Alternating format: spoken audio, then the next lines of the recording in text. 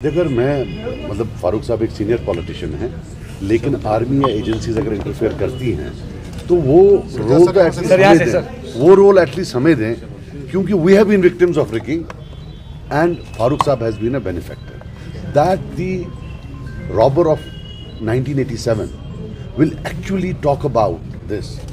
अब थोड़ा सा तो शर्म आनी चाहिए ना, मतलब ये रोल तो हमारा बनता है ना। मेरे फादर की रिगिंग हुई, 87 की रिगिंग हुई, जो अभी तक मतलब 87 की रिगिंग से ये हुआ लगभग 1 लाख लोग इस वक्त कब्रिस्तानों में हैं। 17 साल के बच्चे, 18 साल के बच्चे, 22 साल के बच्चे, 25 साल के बच्चे। और उसके बाद वही जो कारण बना इसका, जो कॉज है इसका, वो आज रोए। तो बिल्कुल है इंटरफेरेंस है, लेकिन वो हम बोलेंगे इंटरफेरेंस हमेशा हमारे खिलाफ थी, आज भी हमारे खिलाफ है, ये याद रखना आप। ये जो इंस्टीट्यूशंस हैं, ट्रेडिशनल इंस्टीट्यूशंस, ये तो इनके बच्चे हैं ना, ये जो बाकी पार्टियां, हम तो आउटसाइडर्स हैं। सो इनका ये बोलना, ये आई थिंक ये तजलील है उन लोगों की जो 87 के बाद इस वक्त कब्रिस्तानों में।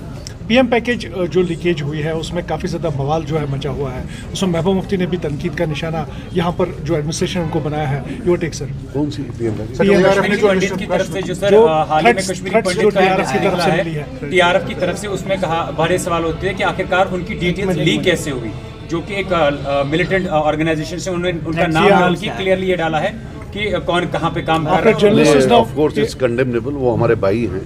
ये अगर स्टेट सीक्रेट है, ये कैसे बाहर आया, इसके बारे में ऑफ कोर्स बिल्कुल होना चाहिए, ये एक इंक्वायरी होनी चाहिए, पता होना चाहिए कि लोगों की जिंदगियों के साथ ऐसा खिलवाड़ नहीं करना चाहिए। डिमांड उनकी है कि हमें रिलोकेट कर दो, जिस हमारे लिए सेफ नहीं है। हमें कोई प्रॉब्लम नहीं है, हमसे पूछें तो हमें कोई प्रॉब्लम नहीं है। ये हमेशा सेंट्रल गवर्नमेंट्स को प्रॉब्लम रही है। ये कश्मीरी पंडित्स को, चाहे पहली सेंट्रल गवर्नमेंट थी कांग्रेस की या आज की, तो ये उनको प्रॉब्लम रही है रिलोकेशन। जब भी कोई कश्मीरी हुकूमत आए जो प्रो पंडित्स हो, वो उनको रिलोकेट कर देगी, उसमें क्या प्रॉब्लम। सर, उमर अब्दुल्ला साहब का बयान आया था जिसमें उन्होंने बताया था कि यहाँ पर बंगले छीने जा रहा है, सिक्योरिटी ली जा रही है, लेकिन तो भी हम झुकेंगे नहीं, अपने इज्जत के लिए हम बराबर लड़ेंगे। आई कंडेम इट, बिल्कुल अच्छी बात वो कहते हैं, लेकिन ये हम कह सकते हैं जो उन्होंने अपने टाइम में छीना है, he should condemn that also and this also. I condemn completely, I agree with him that ना बंगले छीने जाने चाहिए, ना सिक्योरिटी छीनी जानी चाहिए, ये मैं बिल्कुल चाहता हूँ।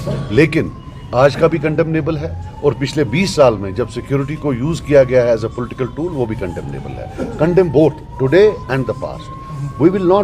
We should not allow anybody to go scot free. अगर मैंने गुनाह किया है, मुझे या माफी मांगनी चाहिए या इकरार करना चाहिए कि मैंने भी किया और आज तब भी गलत था और आज भी गलत है। सिर्फ ये कहना कि आज कोई करे वो गलत है, जब उनने किया वो ठीक है, वो नहीं है। सिक्योरिटी, मुझे पूछो, जब मेरे फादर की डेथ हुई, जब उनको मारा, तो फारूक साहब chief, he did not give me security for at least 6 months. मेरे फादर की डेथ हुई थी, जब मैं फादर के फ्यूनरल पर गया, वहाँ सिक्योरिटी नहीं दी उन्होंने, बोला नहीं देंगे। ये इतने जालिम लोग हैं, आज जब रोते हैं थोड़ा दिल खुश भी होता है, टू बी वेरी ऑनेस्ट। में जो लिस्ट निकला जिसमें क्लियरली जो है उनको थ्रेट मिला, तो उस पे आप क्या कुछ कहना चाहेंगे सेंट्रल गवर्नमेंट को लेकर?